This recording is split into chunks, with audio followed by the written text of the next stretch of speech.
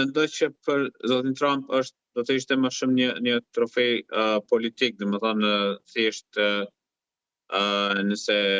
e shohim nga perspektiva e pushtetit personal apo ndikimit personal, domethënë thjesht ngjyrosja e hartës, nëse mund ta quajmë ashtu, me ngjyrat amerikane mbi një territor të madh siç është Grenlanda, është atraktive për zotin Trump sepse është në përputhje të plotë me stilin e tij të politikës. Kurse sa i përket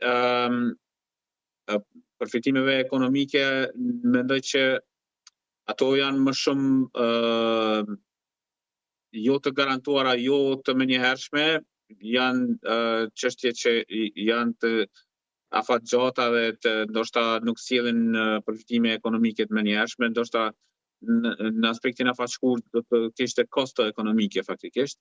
inkorporimi I Grenlandës, mirë po në aspektin politik, si thash, do të ishte më shumë një përfitim politik për personalisht për zotin Trump. Do të shënjonte në një farforme për Donald Trump, shteti 51 I Amerikës, pra marrja e Groenlandës, edhe në historinë ndoshta e vetë presidentëve ndër vite të Shteteve të Bashkuara të